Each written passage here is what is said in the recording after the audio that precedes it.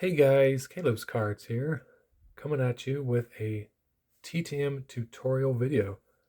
It's been quite some time since I've done one, and we're now going to be entering into 2026. So, I was like, I should probably make an updated video of kind of how I do my TTMs and give you some tips, hopefully, and also maybe where you can find addresses and how to do photos if you would like to do something like that.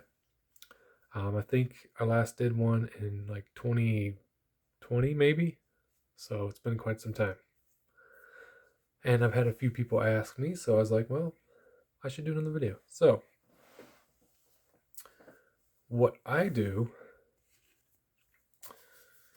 is when I find like somebody I want to write to, so let's take, for example, Jeff Heathcock. So we've got a couple cards of his. We've already found his address. We know what we want to send. I'll get a standard mailing envelope. I don't know what size these are, and you would just put your address up there in the left corner, and then his address here. And some people, they like to put cards in top loaders and penny sleeves. I would suggest not doing that because these can tend to get stuck in the sorting machines and can tear up your envelope, and then you got no cards. But if you really do want to protect your cards, I suggest don't use a penny sleeve because most of the time they may not see it or pay attention or know that it's not a part of the card, and they might end up signing the penny sleeve. I've had a few of those. Instead, take one of these card savers. The cards fit just perfectly inside. They're pretty flat. The only thing, I would put it in all the way, but just for example,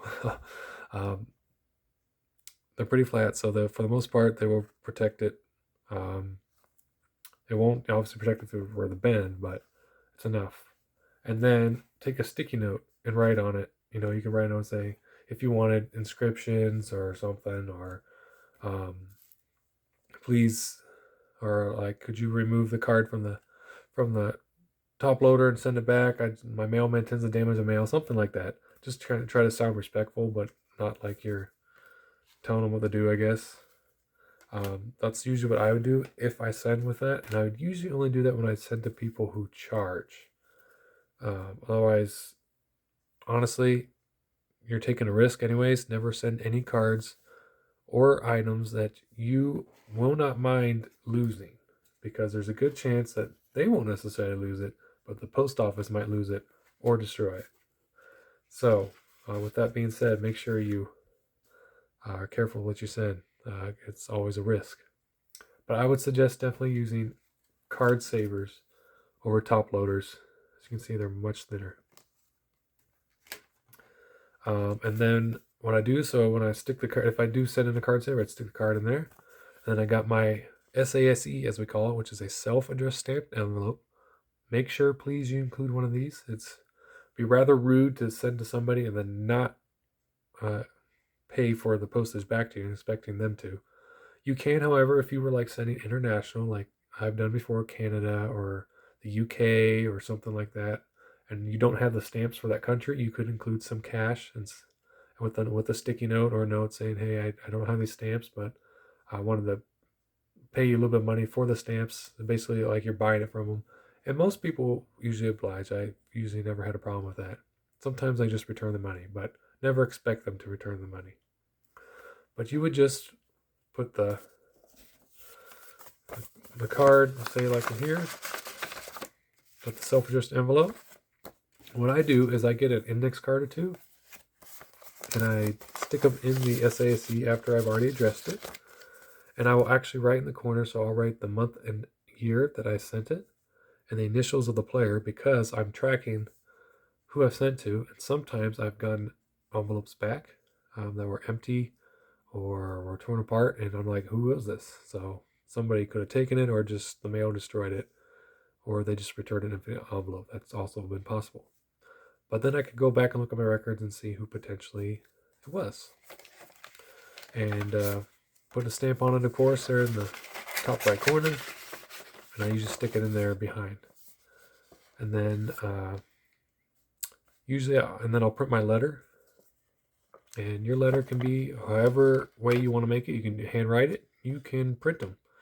You could just do a little short note that's the size of this. It really doesn't matter. And I just usually put the card in between that and seal it up. If you're wanting to do photos, you'd want to get a decent size envelope that's larger than like 4x6 or 5x7, whichever photos you're sending. If you're sending 8x10s, you can get the manila envelopes that are like 9x11, I want to say. This is just a random Christmas envelope we found. We'll just use that as an example.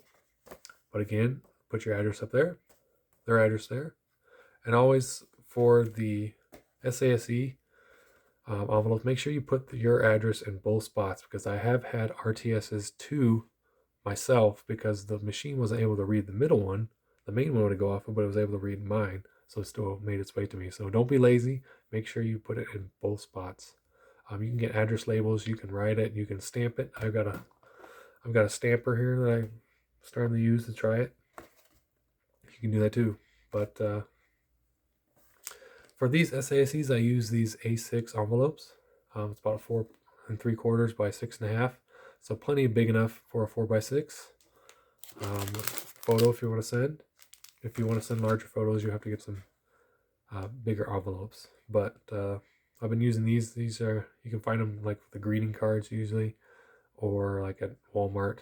You can also hit up the thrift stores, estate sales, garage sales. Sometimes people are just getting rid of old envelopes, and you can get them for much cheaper. So that's what I've been doing. And then I'll take one of these index cards. It's a little bit bigger. It's almost a 5 or almost a 5x7. It's a little bit smaller. To go in there as protection, and also it's a little bit of scrap paper if they wanted to write anything on it or anything like that. I never do like ask for inscriptions or anything like that from the people. I just, I'm assuming that they will hopefully sign, and if they want to add anything extra, they can do that. But I never ask. You can do that if you want. That's just not me. I usually don't like, we scribe Hall of Fame, whatever, because usually it costs extra for that anyways, for Hall of Fame. But if you want to ask people to inscribe, go for it. But I personally don't. I just I have fun with it and let them decide what they would like to do.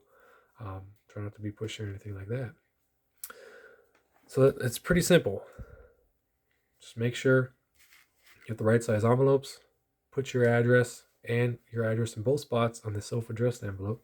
Make sure they both have stamps on them, and always include a letter. You don't want to just send cards with nothing in it. Be a little rude. And then you're ready to go. But now you're like, okay, how do I find addresses? There are a few websites that you can go to that I use, and I'm sure there's others out there, but I am not familiar with them. There we go. You got to see the web address. All right. StarTiger.com. It is $5.99 a month. They do run contests and things where you can win points and potentially get free memberships, but it's definitely well worth it. As you can see here, it's got actors on there. Has a lot of celebrities, even probably more so than sports, but sports is still a popular one. So this one has worked really well for me. So I would highly suggest that one if you're wanting to pay. But if you don't want to pay, you can go to a free site. That's going to be sportscardforum.com. And I'll try to make sure I include links to everything. Currently, the server's busy. I think they are trying to update the site, and it's been a little weird. But you would go to TTM Manager. Basically, you click that, and then it'll have a pop-up where you can type in by the sport or the player and search whoever you want. There's also another paid site. This is a yearly subscription. The last I knew was $14.99 a year. I don't know if that's still the same. I don't currently have one, but this is another one, sportscollectors.net. And this one's free. This is fanmail.biz. This is basically it's basically just a Google looking specifically for related to TTM. Sometimes you can find some people um, with their addresses in there. So you can give that a shot if you can't find anything.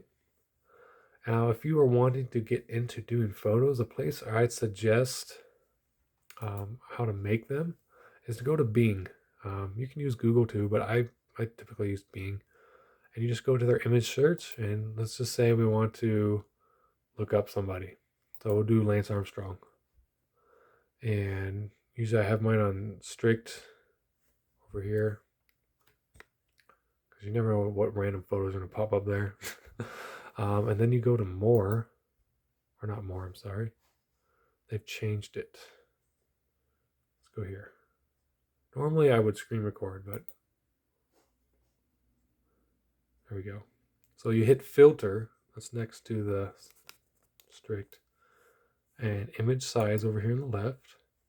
And it's best to do either large or extra large, because if they're not high enough quality, you're not going to be able to order them. You can print them out yourself if they're smaller, but most likely they're not going to come out well, or even any printing companies are even going to print them for you. So you might as well just go with extra large and see what's out there. And you can see there's images like over 1500 pixels. Those should be good to print like a 4x6 or a 5x7. Some of these you can do 8x10 here with these 4000s. But typically you want to try and get above the 1000 for it to come out nice. And you can use places like Walgreens Photos, Walmart Photo. I think Amazon Photo still is around. Shutterfly, you name it. You can usually get good deals on there. So that's how I find my photos, or how I would order my photos. Lately, I've been just printing them myself, and that's pretty easy. As long as you got plenty of 4x6 or whatever photo paper for your printer and ink, you're ready to go. So that's usually what I do if you're not wanting to wait for photos right away. So pretty simple stuff. Again, the links will be down below if you want to go check out these websites. If you're like, where do I find these addresses? So make sure you go check them out. You can see if you like it. I believe Star Tiger does come with a free trial for 1 week if you just want to see if it's worth it or not. I believe they still offer that. So I don't know about Sports Clickers on that. Probably not, because they're a yearly one. But I hope that this video will help you guys out and kind of let you see exactly what I do. Obviously, I didn't show like everything, like with what my letters say and all that stuff. For tips with letters, I would just say just be personal with them. Just tell them about you, why you're writing, and maybe you can tell them what you admire about them, or something that relates, that you can relate to them about. Whatever it may be. They're always happy to usually learn about new people. But it's best always to introduce yourself. So, all right, guys. So that should do it. I hope this video helps, and I will see you all next video. Bye.